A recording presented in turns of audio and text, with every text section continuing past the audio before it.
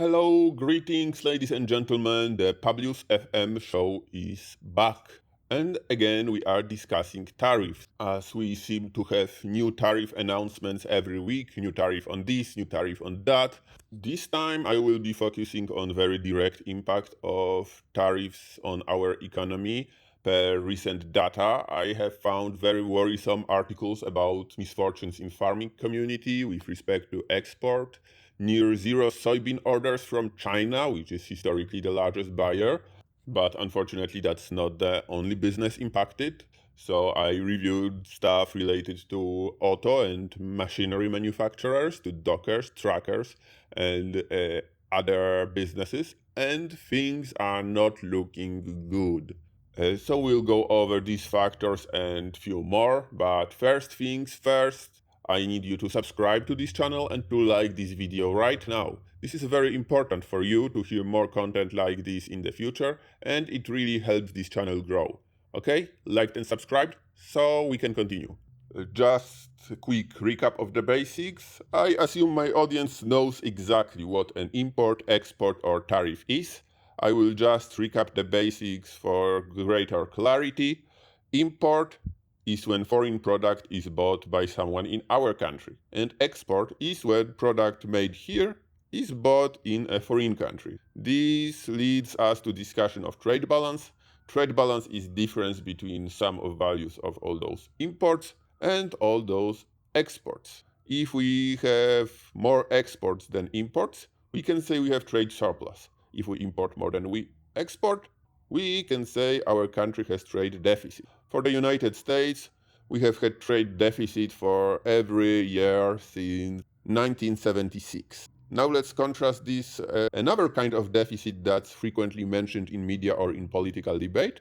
That is fiscal deficit. Fiscal deficit or surplus refers to balance of our government's budget. Deficit means that the country spends more than it collects in taxes, and surplus is when the taxes cover all of the spending on healthcare, social security agencies, the military, and more.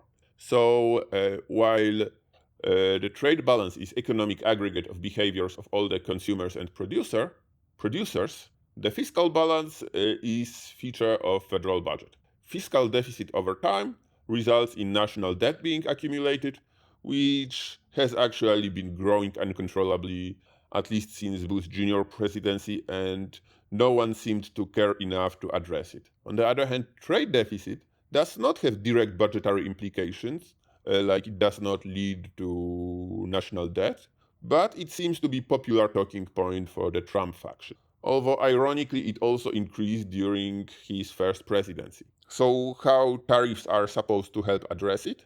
The logic behind tariff push is simple. When the importer brings foreign-made goods into our country, they are forced to pay extra tax on goods they bring in.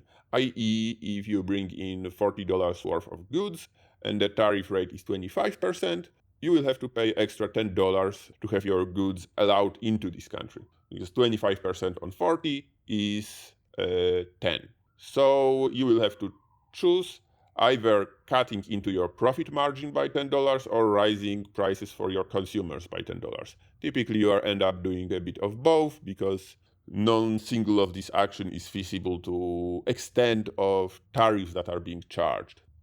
On one hand, many businesses have margins that are lower than tariff rates. On the other hand, consumers are already squeezed, so it's not feasible to pass all the tariffs on to consumers. And the goal is to make foreign-made goods unaffordable or at least less competitive so that imports will drop and the trade balance switches to surplus. A side effect is that domestic manufacturers can also increase their prices since they no longer face foreign competition, or even if they do, costs of foreign products are artificially inflated due to tariffs, so we end up paying more regardless if we buy foreign or domestic.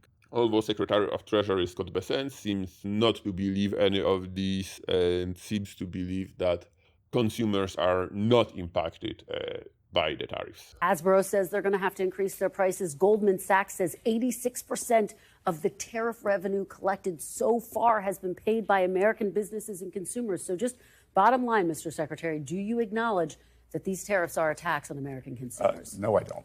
All of the topics in today's video are listed in the description below, so if you want to come back to very specific section or jump to specific topic of interest, you can use timestamps in the description. One of the part of our economy that seems to have suffered most from the tariff is farm economy.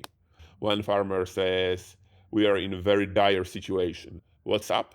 It looks like world's top soybean importer, who is also America's top soybean buyer, is once again reducing their dependence on us. I'm speaking, of course, of China, who bought up over 50% of our export soybeans. China have responded to our trade war by dramatically increasing purchases from Brazil. Chinese soybean imports recently hit records, mainly tied to Brazilian exports. Not that other crops are unaffected, they are too, but soybeans seems to be special given how stubbornly Donald Trump is hell-bent on waging trade war on our most important trading partner, who happens to be a big soybean buyer. So last time our great leader waged a trade war on China, US agricultural exports were also hit very heavily. China back then also diverted their imports, which by the way caused us to stop to be net agricultural exporter. Our exports to China dropped by over 70% back then, but then also China shifted from American to Brazilian soybean. And here is the kicker. Rural America is Trump's and GOP's primary, most reliable voting base. So Trump was in big trouble. And what did he do to appease them back then? In 2018, when Trump trade war was in fact so painful to farmers, Trump decided to take money from taxpayers and bail out the farm business to a nice sum of $23 billion spent over 3 years. So after 2020 trade deal, export to China rebounded somehow, but never reached the pre-trade war level, harming the sector indefinitely. Who won? Well, you guess, Brazil, maybe China, definitely not us. And the Brazilians seems to be quite happy to cultivate their relationship with China, given how angry Trump is because their Supreme Court just convicted his BFF, Jair Bolsonaro, for what? You won't guess. 27 years for plotting coup after he lost election. Jair Bolsonaro seems to be getting inspiration from very specific source. The kicker? 2018 trade wars were relatively modest compared to what we have right now, so be ready for something much worse. And not so much better is the story for farm machinery business. John Deere, the nation's leading manufacturer in this industry, suffers doubly. They should be model for business benefiting from tariff policy based on pro-tariff narrative. After all, they make a lot of machinery in the USA. They have plants in Iowa, Georgia, Wisconsin, and Tennessee. But even they feel pain. On the one hand, a lot of parts and supplies for their business are imports, like for everyone.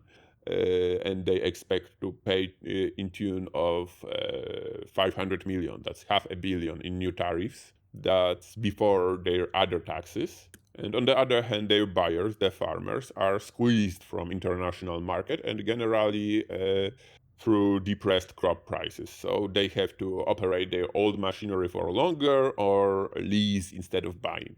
Well, farming is a challenging business and politicians are making it even more difficult. And stories are similar around all the other farm adjacent businesses, from machinery to food processing to distributions to producers themselves. But maybe automotive manufacturers fare better. After all, the Trump policies were imposed in order to save American auto manufacturing. White House memo makes it very clear. President Donald J. Trump incentivizes domestic automobile manufacturing. The proclamation modifies the tariff action on automobiles and automobile parts by encouraging manufacturers to assemble automobiles in the US, thereby reducing American reliance on foreign imports of automobiles and automobile parts.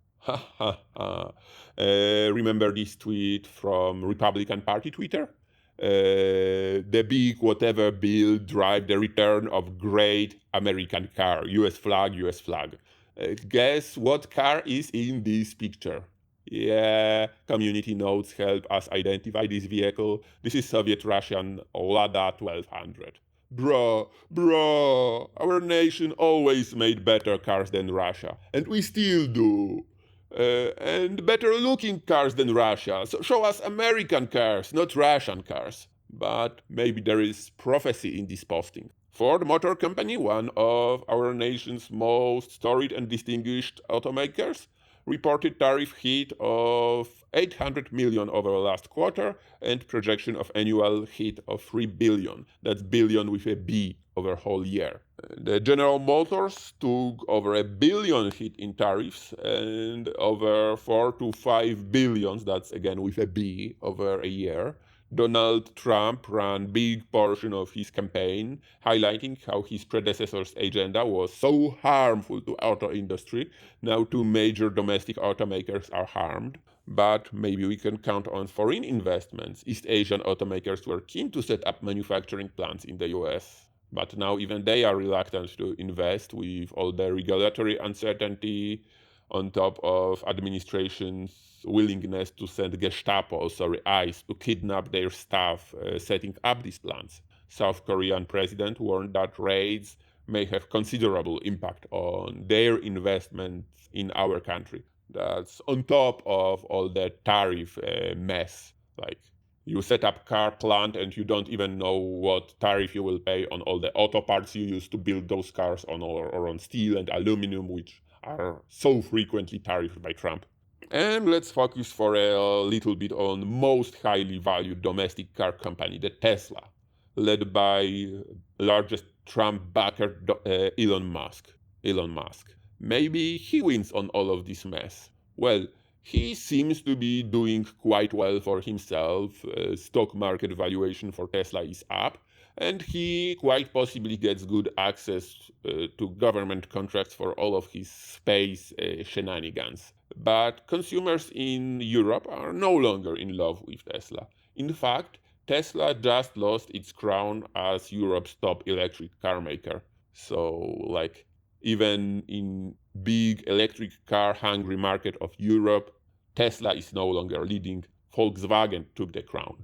And I guess similarly, in addition to regulatory mess, tariff mess, Europeans' unwillingness to deal with other countries is not strictly financial. After all of these changing tariffs, and there is also a bit of unwillingness to buy cars from fascist sympathizer. There is a bit of irony here, given that Volkswagen also had some fascist legacy to it, considering critical role of Nazi party in its founding, but at least its present leadership is not pushing for all of these racist narratives or hatred for Europe, for that matter. Other industries very directly impacted by Trump tariff and Donald Trump trade war in general is industry that was very sympathetic to him, and that is trucking, with emerging barriers to international trade. While ports of Oakland reported 15% drop in container activity, Los Angeles 10%, and projections seem to be grim. So there will be less jobs in all of shipping of these goods across our country.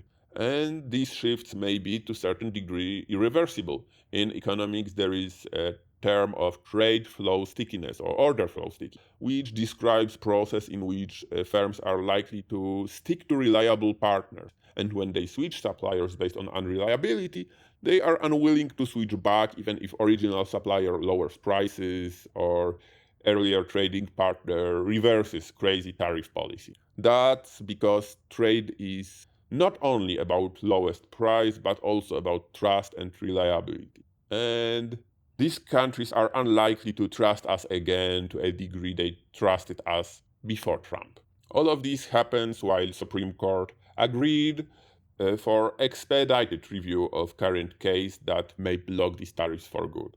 Of course, the government is making all those different arguments in favor of keeping tariffs in place, including them being underpinning of some questionable deals, or the fact that, hear me out, they collect billions of dollars and would have to return them Imagine this line of defense. You rob the bank, but you say, I cannot return what I just stole. Imagine this line of defense. You rob the bank, but you say, I cannot return what I just stolen because I gained so much through robbery and I would have to refund it.